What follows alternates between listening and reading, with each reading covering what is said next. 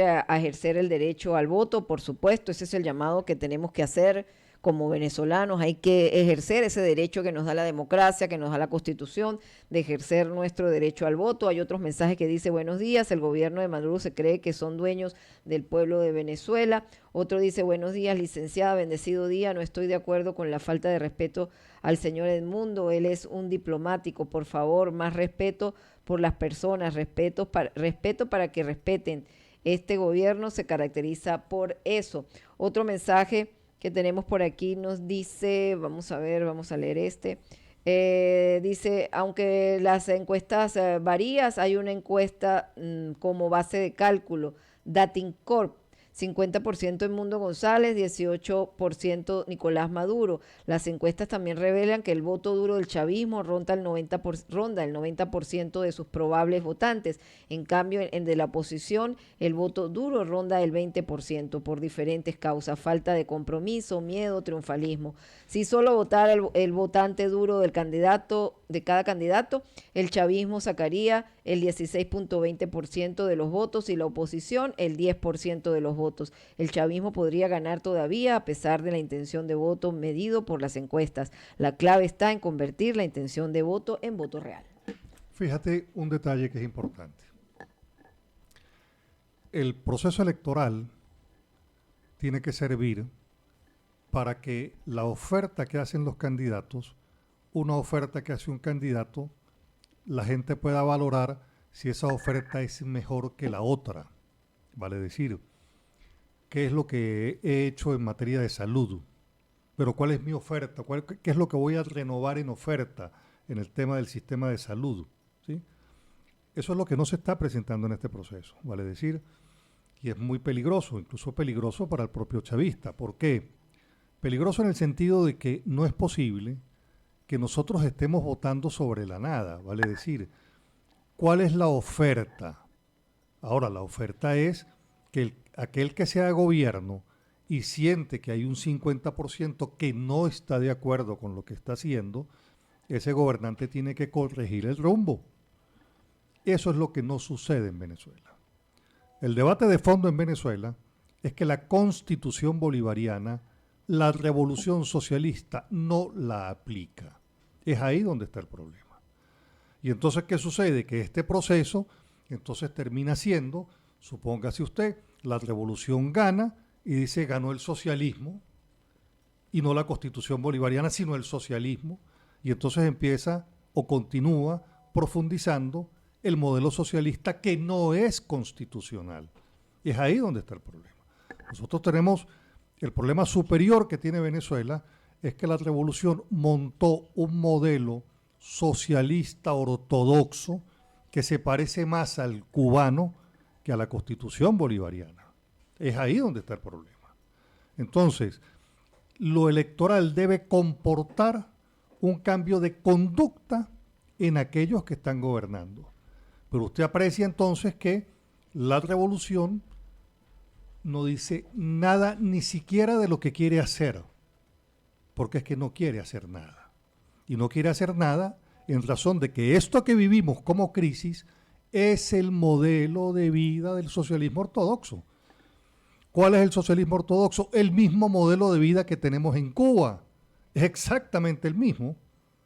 Entonces, no puede ser posible que aquí se diga que entonces cuando gana alguien, entonces ganó para profundizar el socialismo.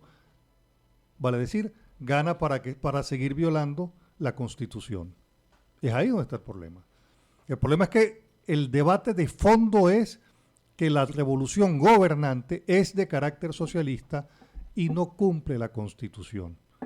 Por ejemplo, en la Constitución no se habla de bonos para absolutamente nada.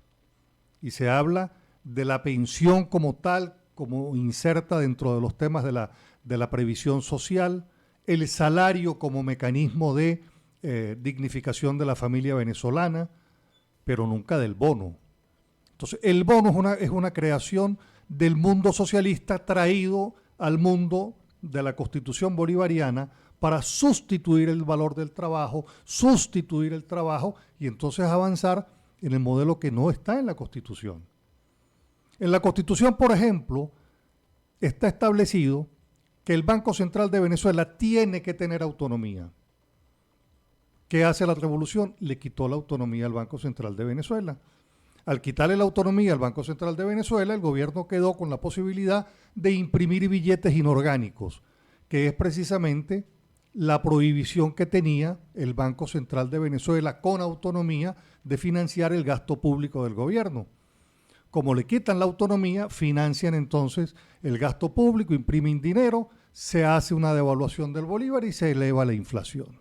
Entonces, nosotros andamos en un proceso a donde la crisis es producto de las decisiones del gobierno cuando incumple la Constitución. Por ejemplo, toda persona en Venezuela que compró carro alguna vez, lo compró con un crédito. Y existía crédito porque existía sistema bancario. Y existía sistema bancario porque el encaje literal de los bancos era del 40, del 30%, y le permitía a los bancos ser prestadores. ¿De qué? De capital. Bueno, hoy de cada bolívar 73 céntimos tienen que estar congelados, lo que hace que el sistema bancario no funcione en los sistemas de préstamos que antes habíamos visto. Entonces nadie puede invertir en un emprendimiento porque obviamente que no hay capital para ello. Y si no hay salario real que se compadezca de un sistema económico, pues no habrá capacidad de compra, así de sencillo. Ahora, ¿la Constitución está definida para la crisis? No, la Constitución está definida para que no exista crisis en Venezuela. La crisis tiene sus orígenes en el incumplimiento de la Constitución. Y como los poderes públicos pasaron a ser poderes de la revolución, pues por supuesto que todo el mundo está concertado en el proceso revolucionario, que es llevarnos al modelo cubano, que es el que hoy nosotros tenemos. Aquí hablábamos de esto, Carlos, y este oyente escribía lo del voto duro y el voto de la oposición, y decía algo que la intención del voto medido por las encuestas, la clave está en convertir la intención en voto real.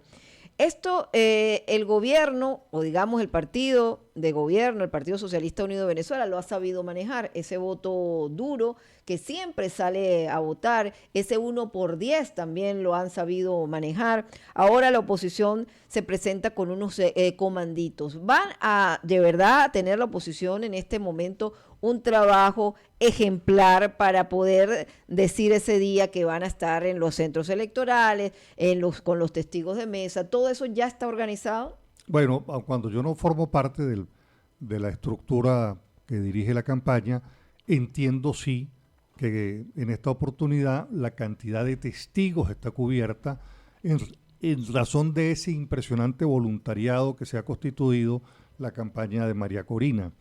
Y entiendo, por supuesto, que los esquemas de trabajo que tienen que ver con comanditos, que tienen que ver con el proceso de enseñar a votar, entiendo que ese es un proceso que se está verificando. Aquí lo importante es señalar que existe una amplia mayoría que el gobierno en todo caso tiene que escuchar. Vale decir, aquí no es que la mayoría quiere cambio y el gobierno quiere que no se dé el cambio, no. Y es precisamente por eso que Edmundo González habla de que tenemos que avanzar en un entendimiento en favor del país y no en favor de nuestros criterios personales. Vale decir, este señor que llama de Rubio, que desde diciembre no le llevan el gas, bueno, eso no puede ser posible en un mundo a donde la tecnología va arropando cada día más a la sociedad. O sea, estas cosas no pueden estar sucediendo. Sencillo. Vale decir, nosotros no podemos seguir depredando el ambiente sencillamente porque no tenemos gas y tenemos que buscar leña para cocinar. Eso en tiempos modernos no se justifica. Eso es primitivismo. O sea, nosotros no podemos seguir, mire, contando con un gobierno que está de espaldas a la modernidad. Ayer estaba revisando en China, está implementándose el primer hospital de inteligencia artificial, a donde la gente es atendida por todos los mecanismos de inteligencia artificial. Todo lo que tiene que ver con la tecnología en salud, en el mundo que se viene aplicando. Bueno, y Venezuela Venezuela no, en Venezuela los médicos integrales y tal, y el cubano, etcétera. O sea, no puede ser posible que nosotros estamos dándole la espalda a todo lo que tiene que ver con la revolución tecnológica en función y en beneficio de la sociedad. Eso no puede suceder. No puede ser que nosotros no tengamos internet, que tengamos el internet más lento, cuando eso ya es un dilema que en otras sociedades ya ni siquiera existe. Vale decir, eso de que es lento, eso en otras sociedades no es ni siquiera preocupación. Vale decir, entonces nosotros no podemos estar debatiendo aquí que si maduro o no maduro, etcétera, si es que cuando nosotros nos vemos en el mundo, nos vemos es demasiado atrasados, pero exageradamente atrasados, como sociedad. Y esa es la consecuencia de un gobierno que quiere que la aspiración de lo que él piensa sea la aspiración de la sociedad. Pero yo le pregunto a la gente, por ejemplo, ¿dónde trabajarán todos estos que cargan camionetas de $75,000 para ver si uno puede tener también más o menos un chance de comprarla? O sea, no puede ser. No puede ser posible que entonces vivimos todos en una crisis permanente, a donde entonces los problemas no tienen soluciones. Eso no puede ser. Mire, hablando aquí del tema de si hay candidatos o no hay candidatos, monigotes. Bueno, aquí no hay candidato presidencial que no tenga el visto bueno de Estados Unidos, incluido Maduro. Incluido Maduro. ¿Por qué?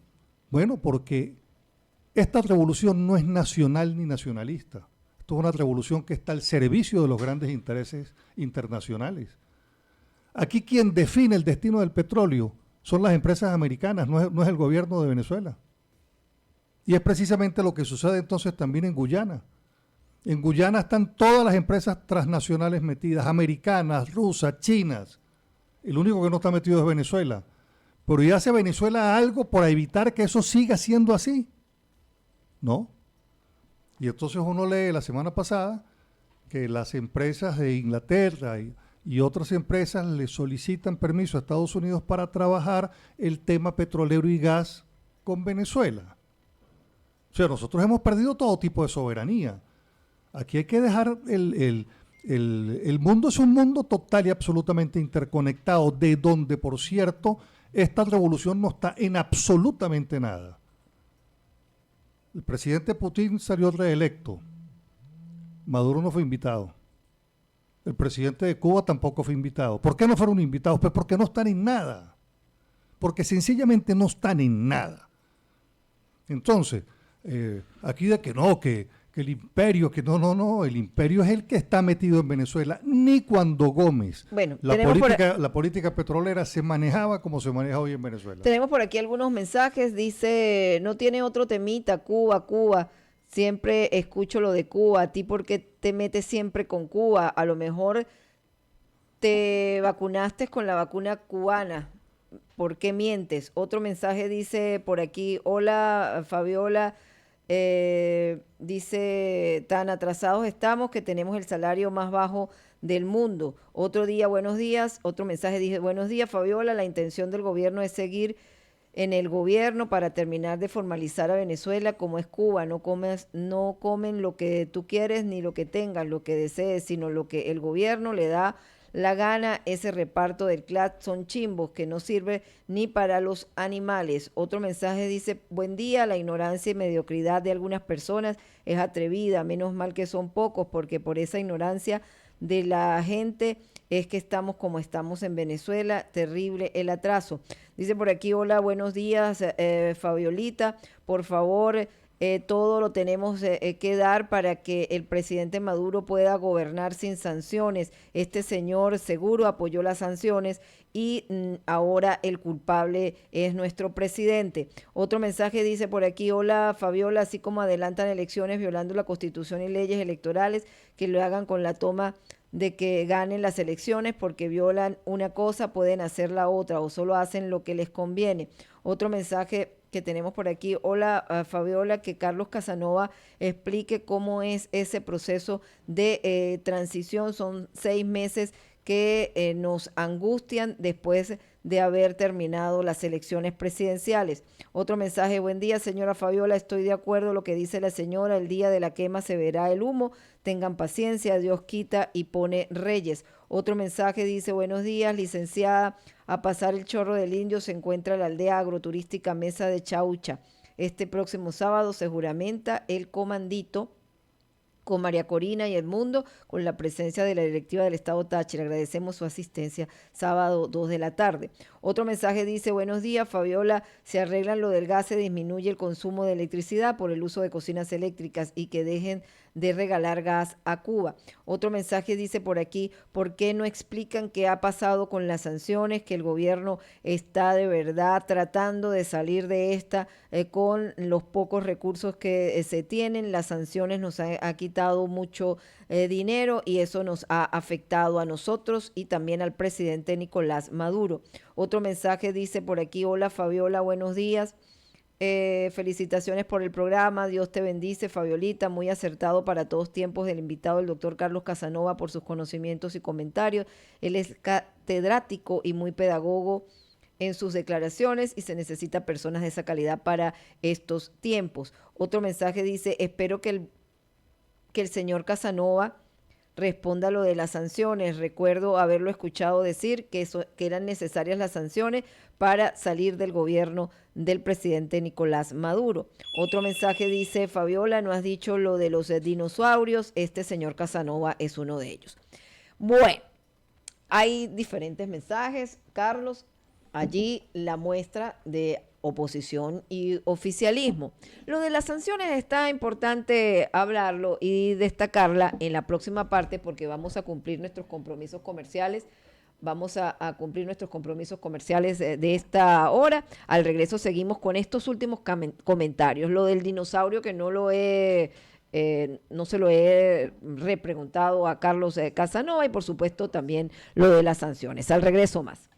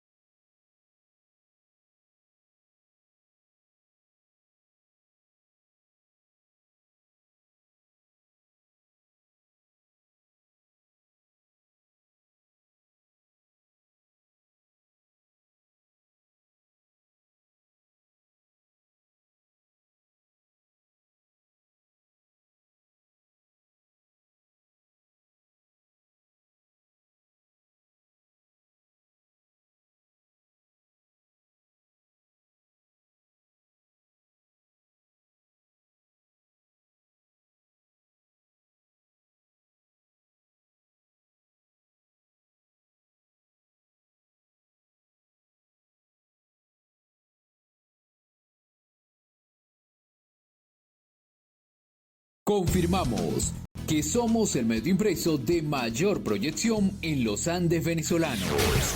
Busca sus 4 ediciones. Lunes, más páginas. Miércoles, La Nación lo recuerda.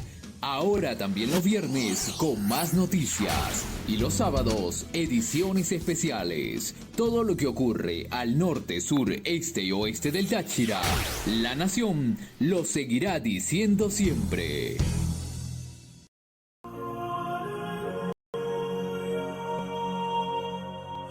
Cada 6 de agosto, miles de personas peregrinan desde distintos rincones hasta la ciudad de La Grita, la Jerusalén de Venezuela, donde cientos de devotos avanzan firmes, con fe y devoción, para reencontrarse con el Cristo de los Milagros y celebrar un aniversario más de la transfiguración de su rostro en una pieza de madera hace más de 400 años. Sigue cada detalle de nuestra transmisión especial, en vivo y en directo en el mes de agosto, a través de la señal informativa de la región, www.lanacionradio.fm. Un despliegue multiplataforma. Nosotros en nuestro programa con Carlos Casanova, analista político y también profesor universitario, con quien estamos conversando en el día de hoy. Por supuesto, esta cercanía de las elecciones presidenciales y todos los comentarios, las preguntas que nos han hecho a través de la mensajería de texto. Esto de las sanciones, Carlos, aseguran por aquí que tú apoyaste la solicitud de sanciones en algún momento públicamente y que eso, según los mensajes también que nos han llegado, es lo que ha perjudicado al gobierno del presidente Nicolás Maduro de tener una respuesta más efectiva a las solicitudes de la población, gas, electricidad, agua, inversiones, que vengan empresas también a invertir aquí en el país. Bueno, fíjate, vamos a empezar por el principio. Nunca he apoyado sanciones.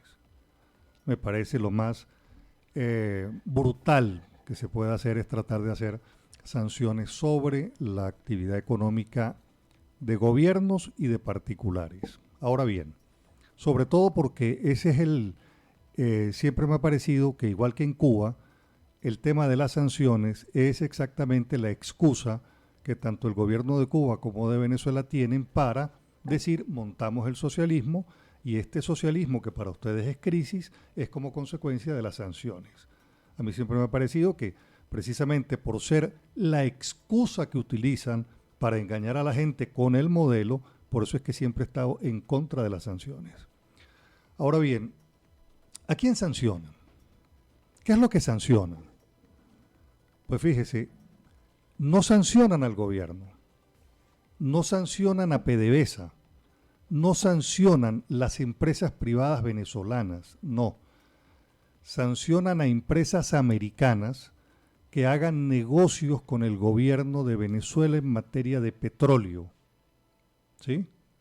Esto quiere decir que el gobierno de Venezuela puede hacer negocios de petróleo con empresas privadas italianas, iraníes, indias, chinas, brasileras, en tanto y cuanto esas empresas no hagan negocio con empresas americanas.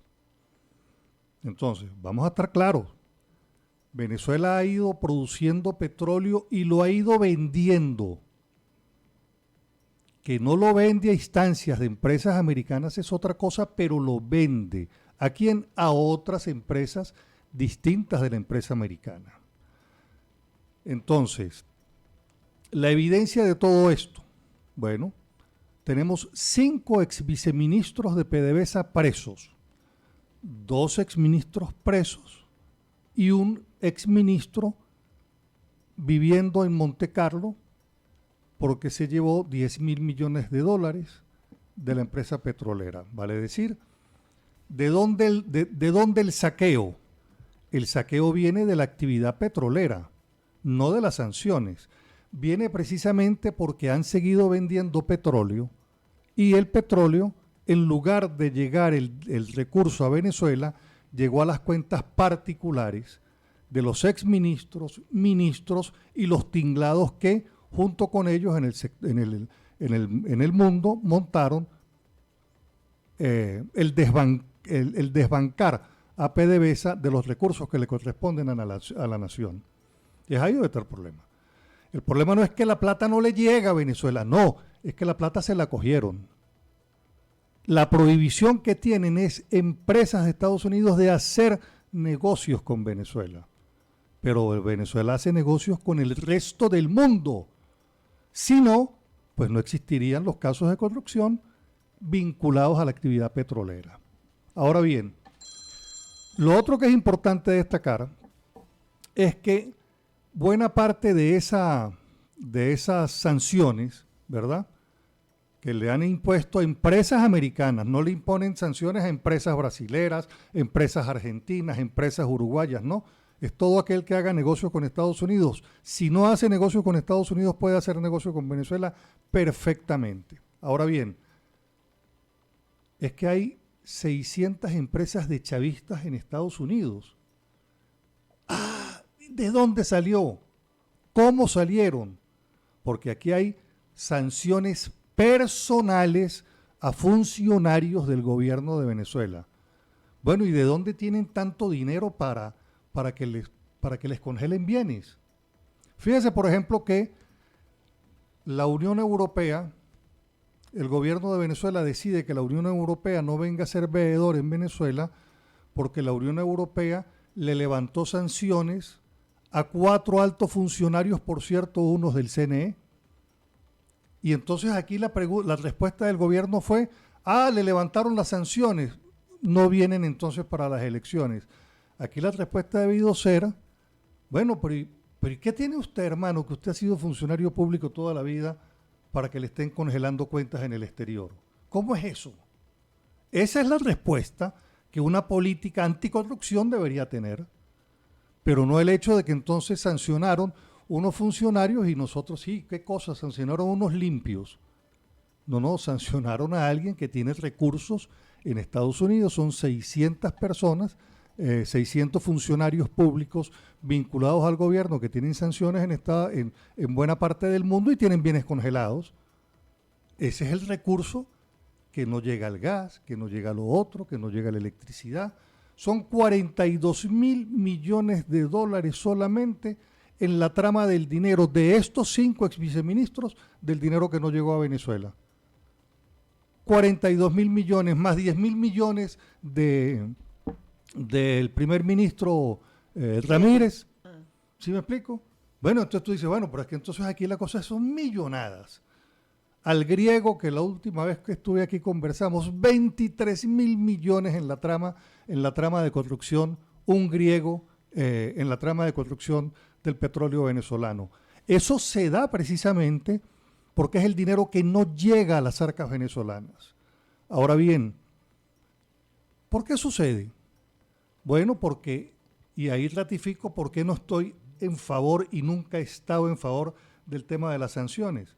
Porque con el cuento de las sanciones, el gobierno sacó entonces una ley que llama la ley antibloqueo, que les permite que toda la actividad estratégica, minería, petróleo, etcétera, no vaya a las cuentas públicas, sino sea reservado para el gobierno nacional.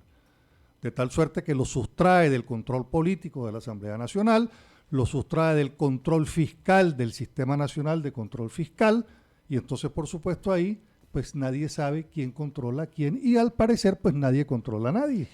Esa es la realidad de la sanción. Por aquí nos dice, buenos días, Fabiolita, comento que fui miembro del PSUV, pero al darme cuenta que es un partido sin ética donde se enseña a hacer maldad, el mismo presidente parece bailando salsa, una estadística jamás hace eso, muchos casos de saqueo y todo el dinero del Estado. Otro dice, doctor Casanova, al empezar a gobernar el doctor Edmundo González, ¿puede él por decreto nombrar a María Corina presidenta? Otro mensaje que tenemos por aquí, hola Fabiola, de verdad que queremos es que Venezuela siga en paz, el tener a María Corina al frente, lo que se ve es violencia, ella es la cara de la violencia. Otro mensaje que tenemos por aquí, ya va, porque me voy a la mensajería de WhatsApp. Buenos días, las sanciones tienen nombre y apellido, el gobierno los utiliza para justificar su falta de eficacia y eficiencia.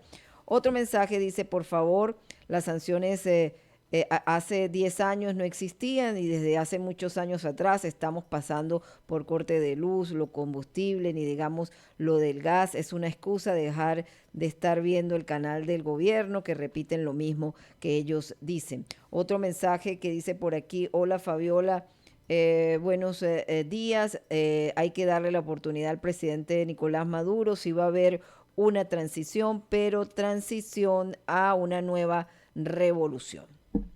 Fíjate, por ejemplo,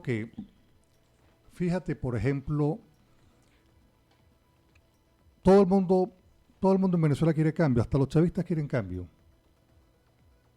Pero aquí el único que no quiere cambio es Nicolás Maduro. O sea, él quiere hacer lo que él quiere, y lo que él quiere no es exactamente lo que está en la Constitución. En estos días participaba de un foro y se hablaba de los temas de la transición, y yo decía que el tema es que aquí todo el mundo debería es invocar el cumplimiento de la Constitución, incluso el propio gobierno. Más nada, porque esa Constitución bolivariana que tanto defendió la revolución y que después abandonaron, es una Constitución, diseñada para la abundancia y no para la escasez. Uh-huh. Yo incluso a los estudiantes se lo enseño de la siguiente manera.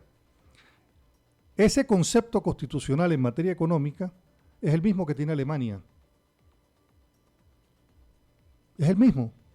Ahora bien, ¿por qué Alemania está como está y nosotros como estamos? Pues sencillo. Pues en Alemania el que está gobernando hace que cumplir el mandato constitucional y en Venezuela no. Así de sencillo. Así de sencillito. Nuestro problema está en que no se cumple la Constitución. Si la Constitución se cumpliera, no sucedería absolutamente nada.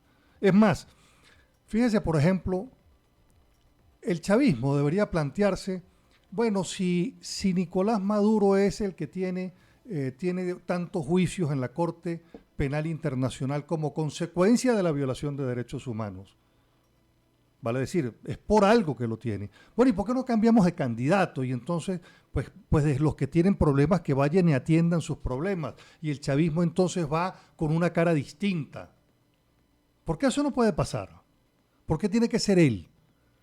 ¿Por qué tiene que ser él que está siendo investigado en la Corte Penal Internacional?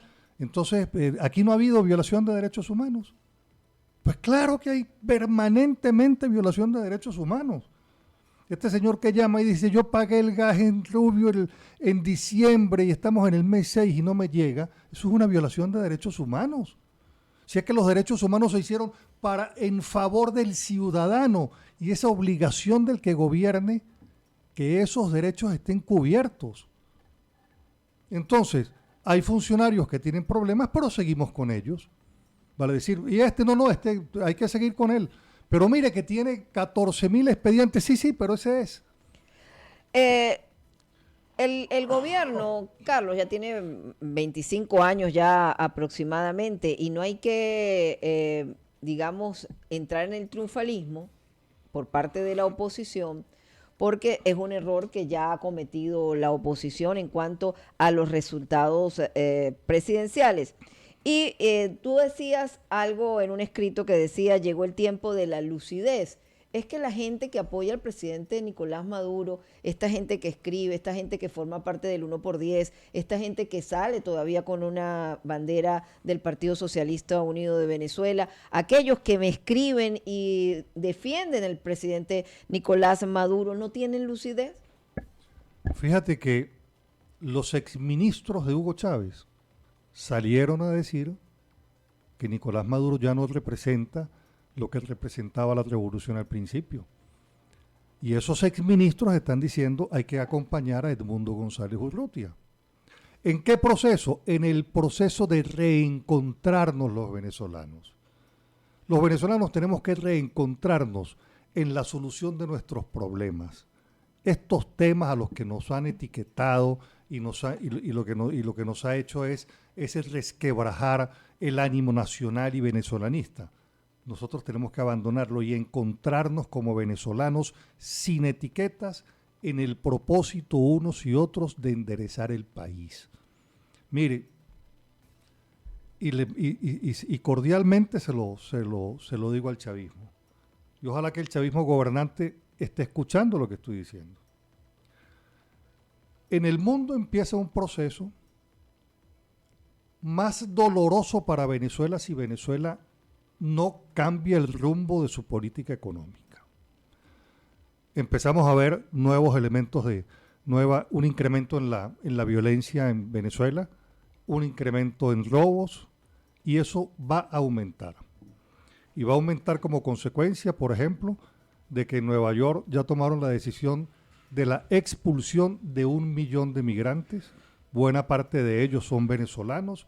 Se empieza a cerrar de forma definitiva el proceso de migración y empieza un proceso de deportación de personas a los países, y Venezuela es uno de ellos.